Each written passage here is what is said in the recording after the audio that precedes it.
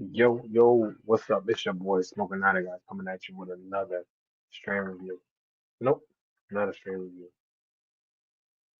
Yo, what's up? It's your boy Smokin Niner guys coming at you with another episode of Smokin Niner podcast. All right, today we in for a treat. All right, we're gonna bring you we're gonna update you from this season. We're gonna update you from all the off-season transactions. We're gonna the coaches.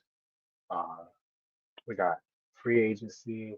We got draft needs. Um, George Kittle updates. We update you everything. All right, plus a little bit extra. All right, because um it wouldn't be for the Smoking Nine podcast if we didn't give you the strain of the day.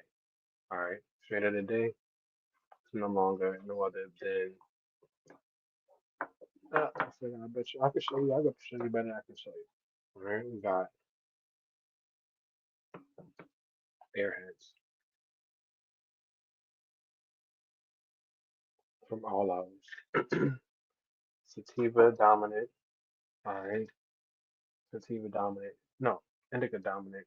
You know, when I talk about this right here is that straight nighttime, straight couch lock. All right, this is the shit that you do when you're not smoking this during the day. You're not because if you do, you're not gonna be productive at all. So this is why we just chilling, we vibing out. You know, I just wanna talk about some 49ers stuff. All right. I picked this up from the dispensary out in Connecticut from my sister's, the one that my sister works at. Um, and I was just looking for something good. She recommended it, and she don't miss. She don't miss. Shout out Madis. Shout out Deja. I love y'all. All right, this right here. You're gonna notice by the end of the episode, you're gonna notice that my eyes are low. My voice, straight, chill, like that very white shit. All right. And the vibe is just real chill, real mellow. And then, that's because we just vibing. We talking about off season moves, we talking about draft. We just vibing. All right. That's what we doing. We just kick back and after we were just sitting on the couch. All right. So let me tell you a little bit about Airheads. Airheads is crossed with Pink Runtz and Runtz. And if you know anything about Runtz genetics, you already know we in for a good truth. You got that sweet, gassy, you know what I mean? You saw it looks frosty, they're really green, you know what I mean? And I mean, the taste, tobacco, tastes like candy, but like intoxicating. The smell is enticing, you know what I mean? So what we're gonna do is we're gonna go ahead and first, smoking out a super ugly, you know what I mean? And while I'm getting prepared, why don't you get prepared? All right, so go ahead and roll one up, pack that bowl, fire it, get ready, spark it, do whatever you gotta do. But let's get right. Let's talk about our game. Let's talk about our Niners. All right, because I know this this airhead, this is gonna be hitting. It's gonna be smacking. All right. So with that being said, let's prepare. All right, because I know I'm not the only 49er fan that like to get stoned and like a really weed connoisseur or marijuana connoisseur. You know, take a drink that before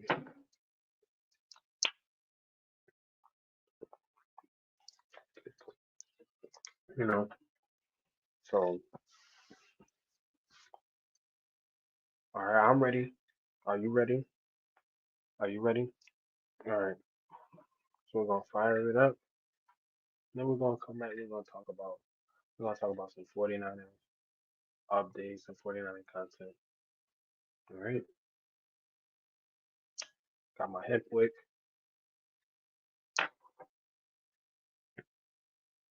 All right, airheads. Smokin Niner podcast. Let's go.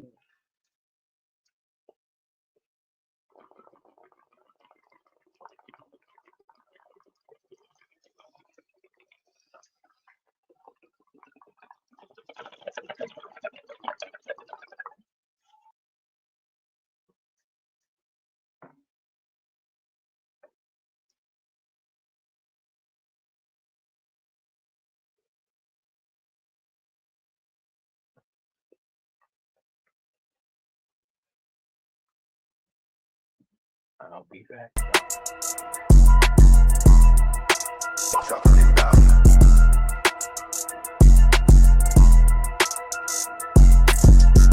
Welcome to the Smokin Niner podcast, where you'll get your daily bong rips, strain of the day, and fresh 49ers news. Sit back and relax and fill your bowls. The show is starting.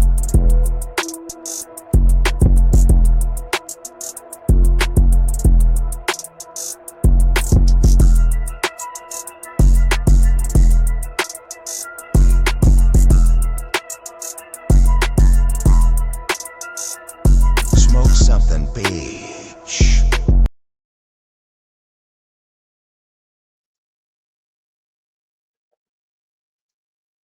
All right, as you see, now that I'm right, now that you're right, let's dive into this 49er news. Let's go. All right, off season. Oh, if you weren't used, if you knew, like, what in the world happened? I mean, what happened? First things what happened. We got Robert Saleh back. We got Robert Saleh back in the building, y'all. All right. I'm excited because the last defensive coordinator, which is not even gonna say anything, just the last defensive coordinator was just blah. He didn't know what he was doing. And I'm excited to see some life on the sideline, some energetic, some enthusiasm when we make a good play. All right. Robert Saleh hit his ding over there when he was in the Jets. 2022, 2023, defense dominant, top 10 ranked all across the board. All right. Defense was first in passing, the yards allowed, only allowing 179 yards per game. All right. That's second in the league for yards per play, 4.7. All right. Then second overall total defense, only giving up 300 yards per game. All right. Defense wasn't an issue over there. All right. And now going back to last year, it just felt like we just lost our identity. We just looked tired. We didn't know how to stop the run. It just was not, we wasn't playing as a team. We wasn't flying around. It was just sad to watch. And now with Salah back on the sideline, you know he's not a all gas, no break. It's nothing. It's gonna be night and day compared to what it was last year. And we got them young pups, bro.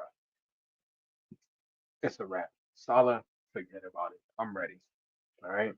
So what else we had? So another key changes we had Clay Kubiak.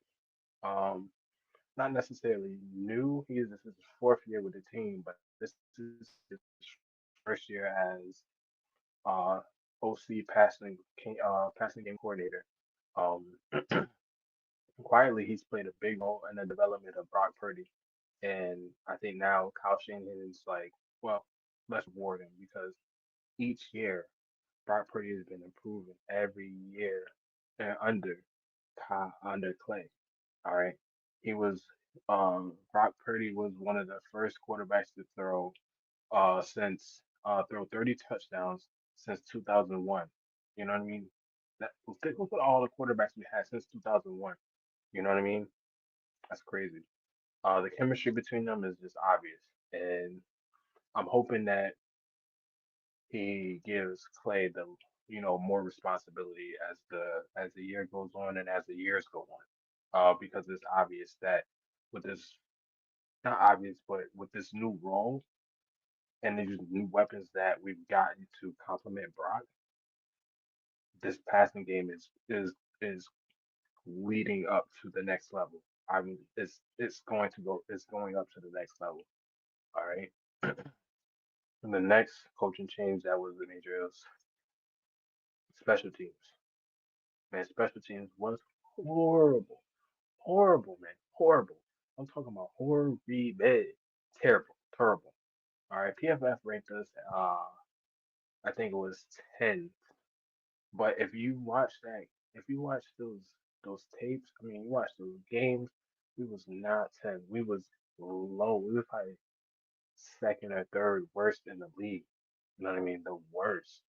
Just making stupid mistakes and just costing our team. Um, but now we hired Brett Boyer, who just spent the last 9 years with the Jets, and with his special team unit over there, they was legit. You know, they were tied for second in total points, I mean total touchdowns, second in block punts, fifth in total special team points scored. That is a real impact on the team. You know, 49ers, we'll take a fraction of that. You know, we just don't want you to lose the game for us. You know, or just provide a spark here and there. You know what I mean? That's it. You know, and with his, you know, hopefully he has an instant impact because we just need something better, something better. Um, I'm hoping we see a real change on that side of the ball. And also, there. Speaking of this, another coaching addition, Ronald Blair III. I know you know that name, right? We drafted him a couple years back, not a couple years, few years back, and I love this move because we're drafting and we're promoting within the company, and I like to see. I want to continue to see where his uh his career goes. We also brought in Gus Bradley, a veteran coach, Robert Sala's mentor. He was also the DC in Seattle, and honestly, I think he's just here to learn the culture, learn the system, see how Kyle Shanahan wants to do things, and when Salah takes his head coaching position, we got a smooth transition. Um, Another one that kind of flew under the radar and I like, and I want to keep an eye on, is the 49ers hired Jake Lynch, John Lynch's son, as defensive quality control uh, coach. And so, you know, see where he goes, see what his career path takes. Um, yeah. Uh, what else? What else happened this offseason? Oh, free agency. Man, oh man. They called it what they called it in the national media, mass exodus, whatever. We lost Aaron Bench, Javarius Ward, Dre Greenlaw, Jovan Hargrave, uh Huff, and then we traded away um Jordan Mason and Debo to the Vikings and to the Commanders. I mean, these departures weren't just like hard for 49ers fan as far as a culture, but like it was expensive. Like the other teams paid so much money for our squads, our other players. It was ridiculous, and we set a record for most monies like leaving an organization. You know what I mean? And it was just ridiculous. Like, and you would think that we would get some more players back to kind of replenish, but no, the 49ers do that compensation stuff. So we only picked up minimum players, you know what I mean? But that wasn't the way this year, so I kind of expected that. So we picked up a safety, Richie Grant, Luke Gifford, um, for a linebacker, Trey, what was it, Trey? Um, I have to look at it. Trey Brown. Sorry, Trey Brown, Jason Pennick, and Luke Farrell. And then there was a wide receiver from the Rams, Demarcus Robinson. Um, and so this just tells me that the Niners saw the writing on the wall. We were getting old, and instead of re-signing these mid-age free agents that are expensive, we are going to have to rebuild through the draft. There's no other way. So we got to get this youth and then reset the cap, and then somehow still stay in contention for the playoffs. And I trust the 49ers because I ain't going nowhere else. This is my team. All right. So, and honestly, I knew we need to do something because the it was clear watching those early games this season, like the Vikings and the Rams, where you come out and you thinking we got these guys first, second quarter, third quarter we good, and then fourth quarter we just fall apart. And that's something that we just never was doing. If anything, fourth quarter, that's when we turn it up. We turn it up a notch. And so I just think it was just all those deep runs in the playoffs. It just caught up to us. We are older, we're tired, we less hungrier. They don't got that dog no more. No, the roster just needs that youth and them hungry players that wanted to bring that fight. And the front office knew it. And so that's why this year's draft was critical. And the Niners are relying they relied heavily on this draft, and they knew that they were gonna have some young guys come in and try to fill some starter roles.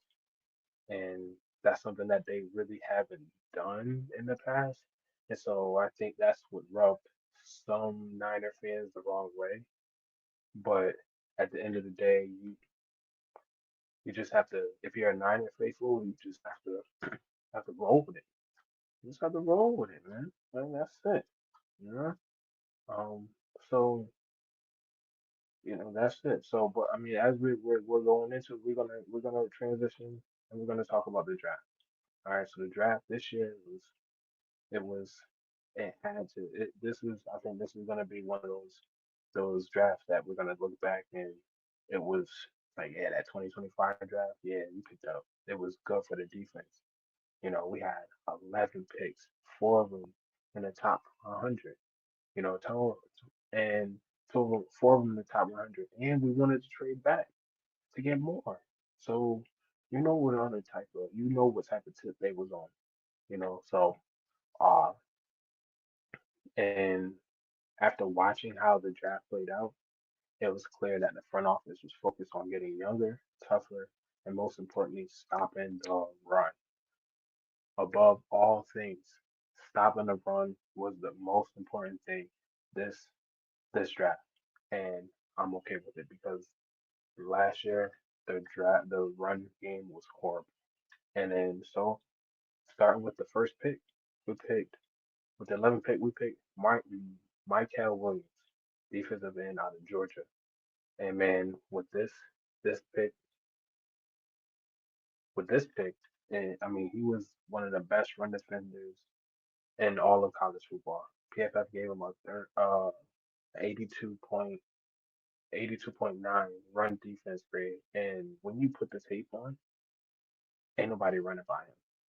He's gonna run the ball. You're not setting the he's setting the edge and you know the long arms. He's raw, young, and the speed, the power that he has just going his pass moves ain't really there yet, but you can tell that he's just he can mold him into something.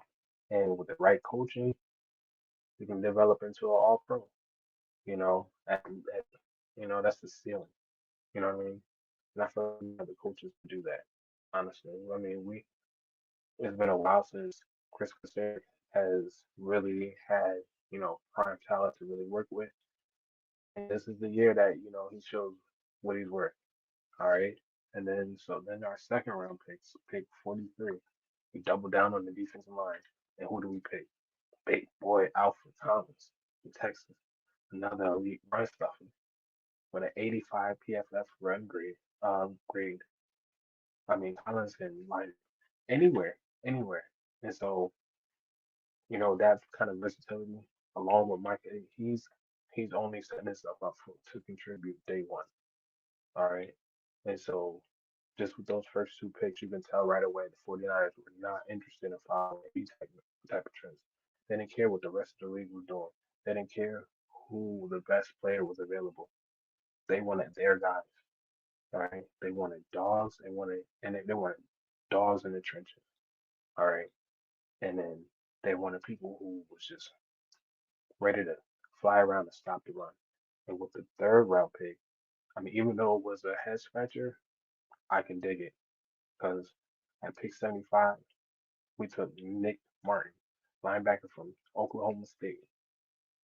I mean, under people's radar because he had a knee injury. But then when I looked back and saw some of his stats, this guy played in 5 games and still was number 6 on his team in tackles. How that is absurd. Number 6 and you only played 5 games. All right.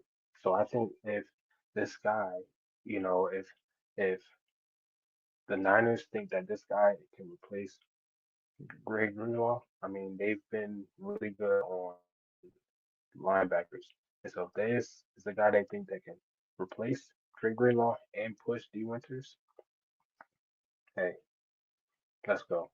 You know, I mean, despite um, I mean, doing all that, so I think it'll be fine. And then so last year he did, I had to look back. Last year he had 102 tackles with 2 interceptions.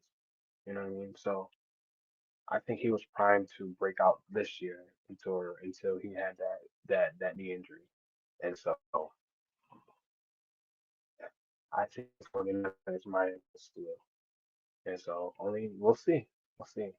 And I get when I think about this with 100 pick, we paid up and stout, bro. Up and stout, scrap people out of West Kentucky.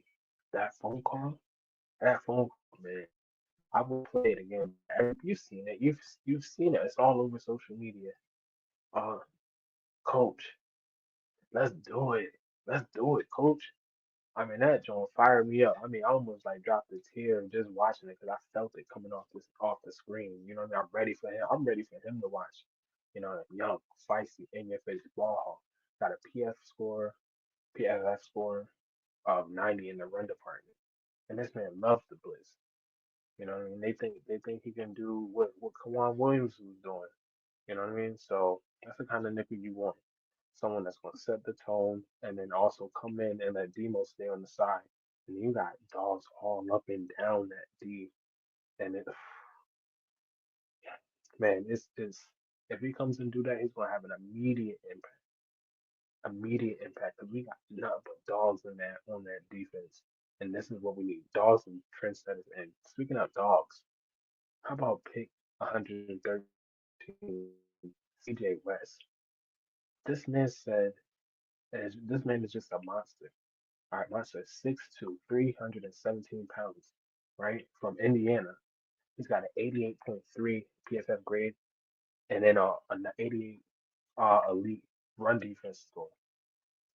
Even though he only had 1 sack this last year, but he managed to have 19 pressures. And interior pressure, that's what you want. Interior pressure is golden in this in the NFL. And honestly, I was talking about it earlier. That interview when he was just saying he just wants to abuse centers and he hates quarterbacks. We need somebody right up there, right front, and he literally just wants to eat the lunch of the center. So those with four, those first four picks, those first four picks were four, four, I think five. I don't know, I'm high. But then so we had the next one we had who do we have? We have a wide receiver. Wide receiver Jordan Jordan Watkins. Jordan Watkins from yeah, Jordan Watkins from Ole Miss. Um 5'10", 200 pounds receiver. Oh, the fast guy. Oh yeah, yeah, okay. So I I didn't really watch him that much, but all I saw from his highlights, and I like to see highlights because I like to see how you win. I like to see your best plays and how you win. So all his plays deep, deep, deep. So that's just telling me he's coming in to challenge Cowan. All right, Cowan. Whoever battles it out, whoever wins that battle is gonna be our speedster that's gonna stretch the field. And we're gonna see. And so at pick 147, we picked Jordan James, running back out of Oregon, and I think he's going to replace Jordan Mason role. His better vision, better hands from what I've seen on the tape, and he's probably going to come in just like Jordan Mason came in early in his career and was goal line short yardage. Um,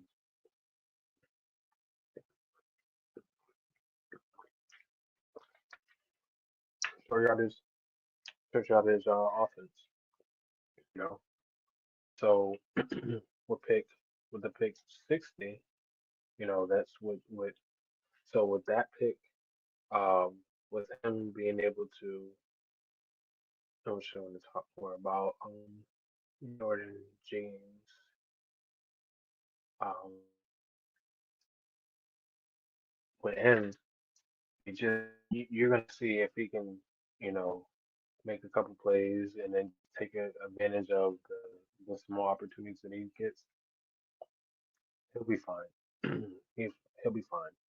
And I just want to see what he does in preseason and see what he does with his opportunities because you always got to get excited for when Kyle Shanahan drafts the running back, and it wasn't in the third round, so that's another thing. It wasn't early; it was later. So late round draft running backs, I'm excited to see. And then so next we got Marquise Sill, 160, pick 160, physical safety hybrid, plays with speed and violence. Not afraid to get dirty in the run game, and that's what they like. You know what I mean? We just it was mean, nasty guys. Pause. The 49ers, they're heavily invested in this area in defense, but maybe more than expected. But I mean, it makes sense now that they're more invested in the safety spot because found out we had Malik Mustafa is injured. So, it sucks, but when he comes back, at least we have someone. But now it just gives us another opportunity for us to see another young dog, and we'll see. Somebody's gonna come in and take that position, and hopefully, he gets it back. Hopefully not, but hopefully somebody takes it from him. And that's always I like the competition. Um, you know, and then we got the seventh round. We got three picks in the seventh round. We had Curtis Rourke, Colby, Connor Colby, and then Watkins, I believe it was. I believe it was Watkins. Um, it'll come to me. But you got the quarterback from Indiana, torn both his ACLs, played on one. Um, Probably not going to play this year. And then we got the guard from Iowa that I think he could. This Loki is my favorite, one of my like surprise starters to prize picks to start this year. I just think that he's a veteran. He played all 4 years in Iowa, and so if he comes in and just outperforms the person in front of him, he's gonna start. And then the last pick was Jordan, what was it? Jordan Berg Bergen. Oh, yeah, Jordan Bergens. Honestly, I did not know him, and most of these guys I didn't know, so I'm not gonna front and and think that I knew it. Um, that's not my style. Um, right now I can't really not that I don't. I just understand that that's not going to be my style of 49 podcast. I don't want to predict what the Niners are going to do. I want to react. I just want to react off of what they do. Um, so that's my style. But finally, um, wide receiver. I had to look up some, and he's a good return specialist. You know, it's I think he's going to provide a spark to the team, and I mean we need that spark in the. Sorry, my phone thing is about to die, so I don't want to lose it while we're interested. Cool. Oh, of course they're gonna ask me to put in a password.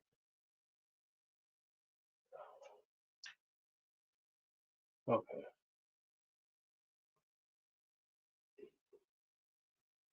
Um. So while I'm setting that, getting everything settled, sorry. Um.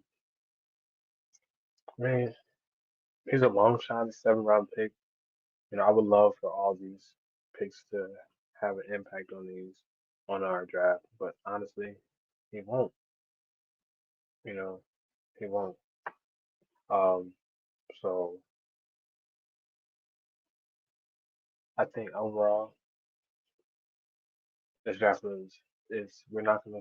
I like the draft because of all the how heavy the defensive it was in defense, but only time will tell how successful how successful this draft was. Um, we're not gonna know, but I think this is gonna be one of those drafts that we're gonna look back on and be like, yeah, the 49ers wanted to get meaner, they wanted to get tougher, and they wanted to stop the run. And I think they accomplished all goals. And some people, I see PFF give the Niners a D. I mean, a D? I mean, I don't think it was that bad. I don't think it was that bad. So, I, what do they know? What do they know? So, they don't know everything. So, we're going to see. Training camp, there's going to be a war. There's going to be war. It's going to be position battles out of the out of the yin yang, and I can't up and down the roster, and I can't wait to cover it. You know, I'm gonna be more consistent, putting out more videos. We're gonna be trying to put out. We're gonna be breaking down these draft picks in depth. Um, and then yeah, you know, that's what I want to really dive into these draft picks and see where they're from, and you know, maybe we can get an interview with one of them, even some of the undrafted free agents we'll reach out to. Um, but that being said, I mean, I think this draft this year was very successful. Um, and I'm excited to see all the young talent uh produce and what to see what they're gonna do because at the end of the day, the 49ers rolled the dice and they rolled the dice and they bet heavy on this draft as far as defense. You gotta love it. You gotta love it. Um, what's next? Oh, can't forget about that. Oh man, George Kittle. I mean, there's one person I'm happy for an extension. Is George Kittle. 49ers signed George Kittle to a 4 year extension worth 76 million, $76.4 million, making him the highest paid tight end in the NFL. And honestly, he is the best tight end overall. Like overall tight, he's the best at what he does. He's the best blocker. He's the best pass catcher. He's all around great. He can beat you short. He can beat you long. He can beat you up and down the field. Yeah, Travis Kelsey is good. Travis Kelsey is great, but come on. I'm picking George Kittle every time. Kelsey's one dimensional. George Kittle will pancake you. I'm okay. I'm not even gonna go down to that road because I'm gonna get fired up talking about how much he deserved it. But honestly, he deserved it. Last year, he should have made All Pro. Um, there's been plenty of times he was just a bright spot of that offense. He just single-handedly carried us up and down the field. My kids love Kittle. I'm gonna get him a George Kittle jersey because they love his celebration. I mean, I'm just happy that the 49ers got this signed early. There's no distractions. With Kittle, he's been out. He's taken care of. Okay. And with this extension, I mean, this extension is going to be it is it's going to be it's going to put him at 10 years, over 10 years, and that's huge. Just for his legacy, the 49ers legacy, to be a 49er for life. I mean, that's not happening nowadays. And when he's he's probably going to end up as one of the best that ever did it. When I think about him, I think about something like Mike Dicker. So that's the type of tight end, the one that best that like those kind, like old school. Um, and it's cool. I'm happy about that. Just when everybody thinks that 49ers are getting cheap, Kittle's locked in. And now I gotta lock in Brock Purdy. Brock Purdy, Brock Purdy and Warner. We you know, Brock Purdy more so than Warner. You know what I mean? Because Brock Purdy needs his deal. He's a quarterback. You need the quarterback locked in. You don't need no crazy ass lines in the off season because you know they're gonna rewind. All right, Fred Warner, he's a professional. Now we got him his big payday, and I think Fred Warner he understands the business. The quarterback gets paid first, then he's paid. You know, but Fred Warner deserves to be top paid as well. He's the best linebacker, and the best. Those two, Kittle and Fred Warner. If they keep playing at the rate they're playing at now, they will be Hall of Fame. They will be Hall of Famers. So I'm not worried about Fred Warner's contract. I just don't want Brock Purdy's contract to turn into a Ayuk contract, and y'all see how Ayuk shit went.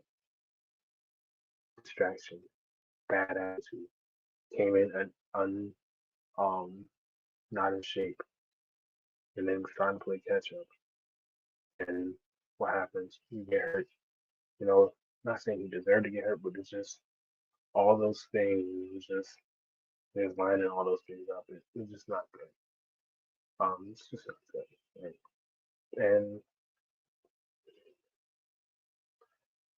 I just want them to learn from the mistakes. You know, get their contract done early. Early. Let's get it done early. Um, but all in all, I'm excited for the 2025 season. And I mean, at the end of the day, I'm a diehard Niners fan. I always been, always will. And through the good, through the bad, and I ain't never turning my back on these guys. And am I gonna yell at them? Yes. Am I always gonna try to see the best in them? Yes. But hey, let's all hope that all these off season moves, all these off season hires, we got the George Kittle extension take care of. Let's just hope that all these moves were necessary moves to get us over the hump. I mean, at the end of the day, we all want to just live that sixth Lombardi at the end of the season, and we've been so close excuse me, we've been so close for the past 4 or 5, 3 to 4 years. And I think this year they might have that. We, we might be able to just go over the hump. Offense needs to perform, defense needs to perform, special teams needs to put it together, Kyle needs to put it together, and Robert Sala's back. This is our part two. Now let's get the chip and let's do it right. This is how we should have left. Get the chip and then go ahead and, be great. All right. But other than that, we're gonna call it a night. I hope y'all sitting here vibing as you see, eyes low, mellow, and you know what? Let's see. Let's go ahead and go for the road. This was one of the first episodes that we're going to be doing the style. And in the comment section below, just let me know. I want to get engaged with y'all. My 420 guys and gals. What are your routines? What do you like to do? I like to watch podcasts. I don't really watch TV like that. I just watch podcasts and I read. I'm in the stocks and stuff like that. I just recently got out of the military, and so kind of just, I work and I have a good job. And this is what I do. This is what I'm going to be doing to help, you know, stay in the community, keep my mind from racing so much, and hopefully, you know, this is episode one. This is episode one since being out of the military. So with that being said, we just called it episode one post military. We're gonna light one up, and for all y'all, it was nice.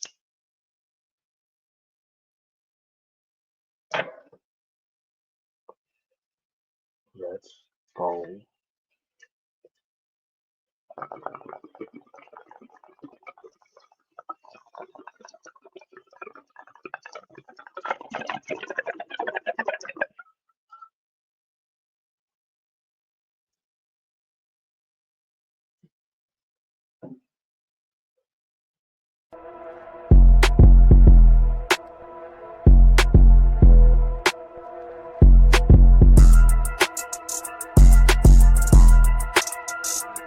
Tune in for the next episode, and in the comment section, let me know what you've been smoking on.